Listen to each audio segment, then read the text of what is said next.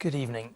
This scandal may be a few days old now, but it has lost none of its power to shock. Just imagine you're running a charity that scoops up huge amounts of taxpayers' hard-earned cash.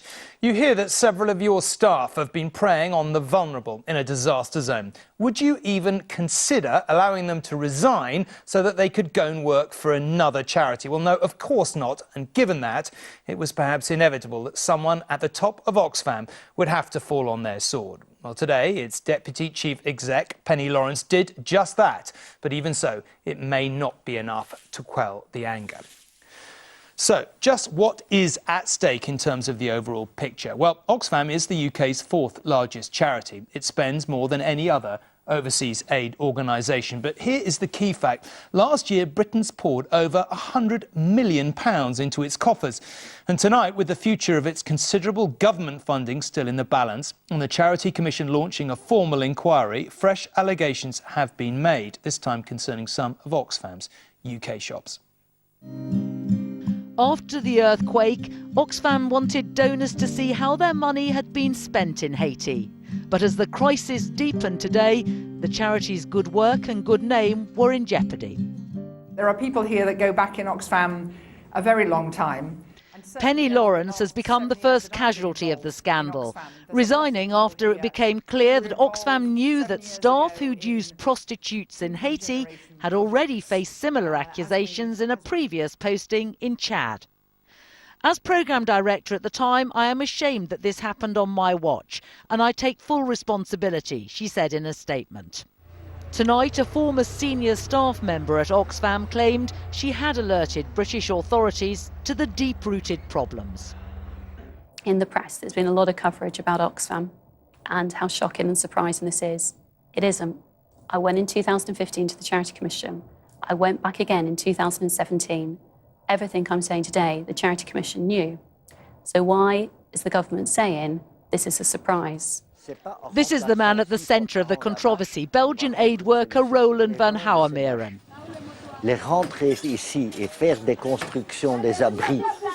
He was OXFAM's director of operations in Haiti. Under his control, it's alleged that staff used prostitutes. Some may have been children. In 2011, OXFAM launched an investigation into the claims. 4 employees were dismissed and 3 were allowed to resign, including the Director of Operations, Roland van Houwemeren. He moved to a new job at Action Against Hunger in Bangladesh, who were not told of the reasons for his resignation. Good morning, sir. Good morning. The Haitian ambassador is demanding an apology for what he calls criminal activity by OXFAM staff against the Haitian people. That crime should not have been committed because your mission was not to exploit, to sexually exploit those girls. Your mission was not to go to solicit prostitutes. Your mission was there to go and help those people in need, not to use your power advantage to exploit them. After a meeting with the International Development Secretary, OXFAM executives were given until the end of the week to explain how safeguarding would be made foolproof. They admit that they got it badly wrong in Haiti. Several, I'm talking of 2 or 3 people, but come forward to say, actually, I knew about this or I suspected it and I tried to warn somebody. Not that I made a formal report necessarily, but some may have done. That's actually shown us that we did have enough that we should have investigated at the time. Tonight, new allegations, this time involving OXFAM shops in Britain.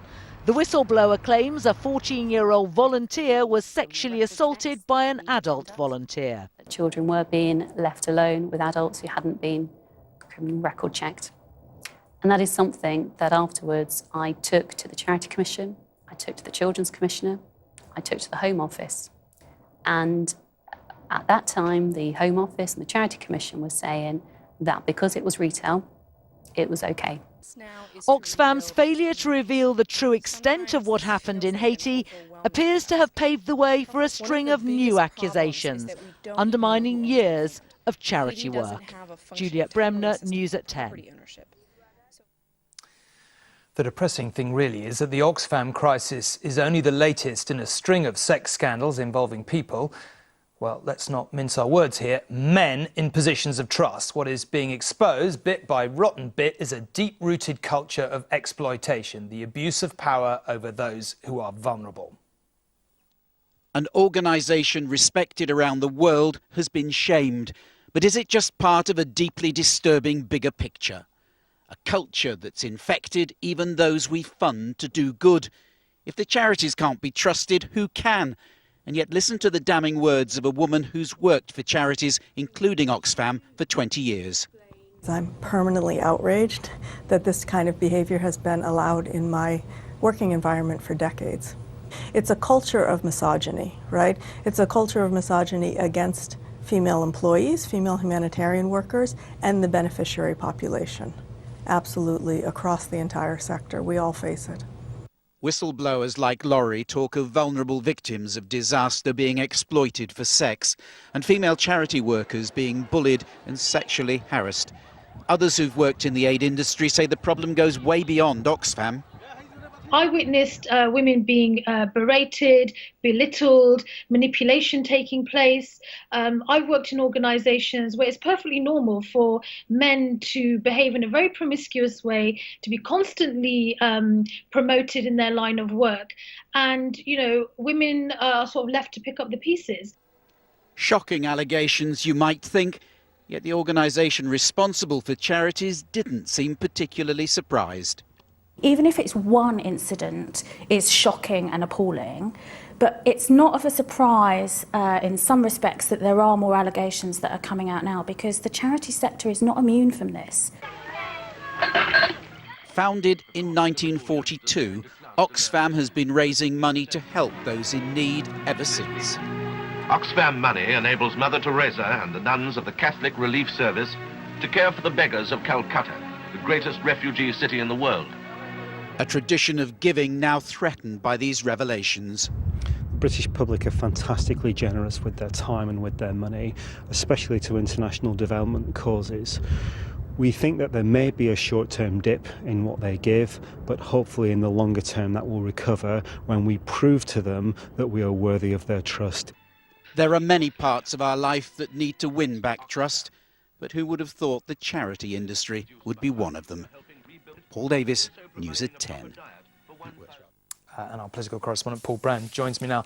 Paul, look, let's cut to the quick here. These are organisations that get a very large amount of our money. The government's the custodian of that. What's the government's response tonight? Yeah, I mean, Tom, there is often criticism of the international aid budget, but none more damning than this, that humanitarian aid has at times been anything but humane. And I think the government does recognise this evening that there is a threat to their target to spend 0.7% of our national income on foreign aid. That is why they've been so quick, I think, and so damning in their response to all of this evening. OXFAM say that meeting with the International Development Secretary this morning was challenging. She herself issued this three-page list of demands to them, not least that they come up with ideas of how they're going to improve things by the end of the week or face a cut to their funding. I think if it wasn't for the fact that it's recess holiday in Parliament this week, we would see Tory backbenchers marching into Downing Street demanding a cut to the budget more generally. In fact, Jacob Rees-Mogg, the prominent Tory backbencher, did that just last week with a petition.